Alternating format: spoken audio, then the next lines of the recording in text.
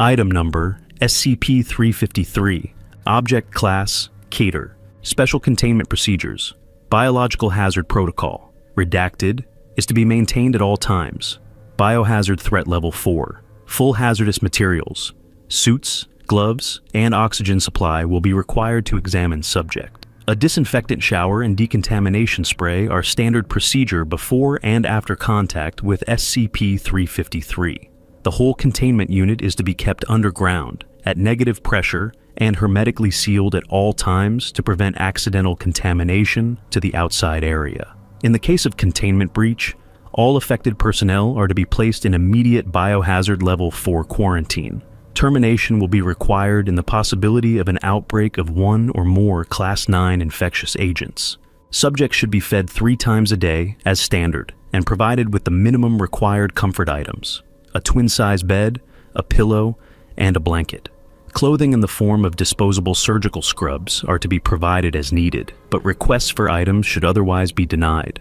Any outward signs of disease in the subject, such as rashes, boils, vomiting, or sickly pallor or demeanor, should be reported with haste.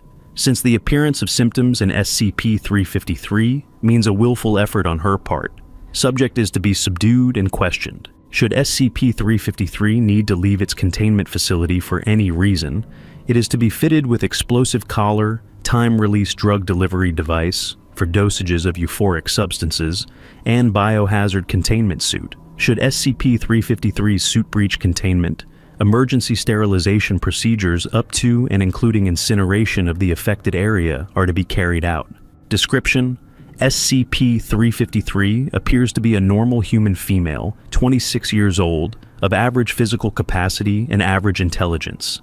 Subject has the capacity to siphon infectious viral and bacterial agents from her environment, nurture and store them within her body, and then redistribute them to devastating pandemic effect. SCP-353's mood directly affects the radius of infections recorded, with increased emotional states leading to massively increased potency.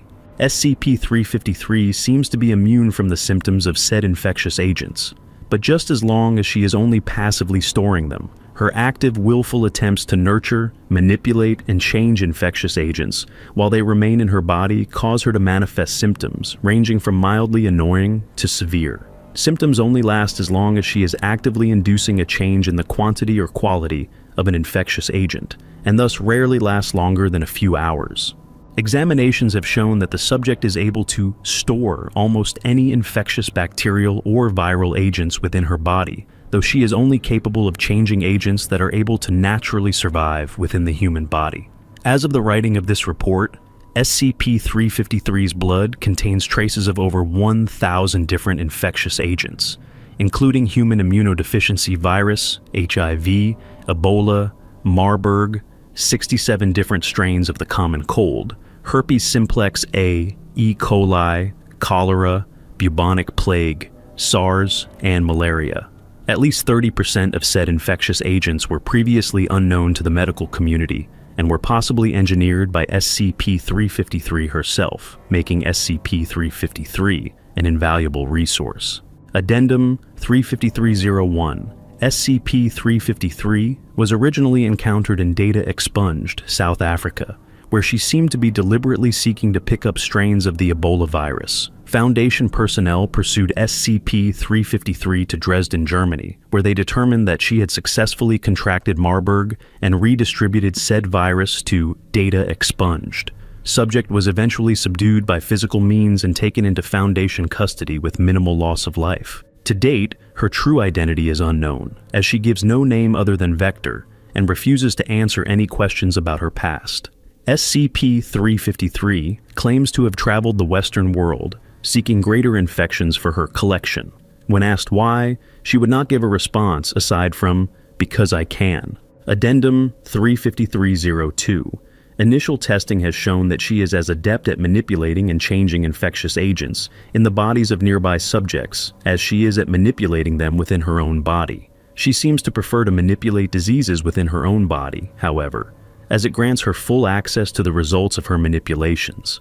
Furthermore, her ability to manipulate disease in nearby subjects means it's likely that she is equally capable of curing diseases and dispensing them.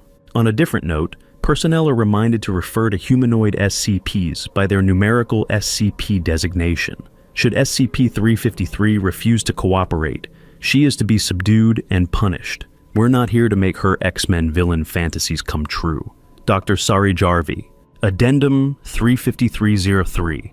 Given that this girl is a walking time bomb of viruses, I recommend that we trank her, strap her to a table, and give her a massive dose of ribavirin, interferon, and cocktail to flush her system. Dr.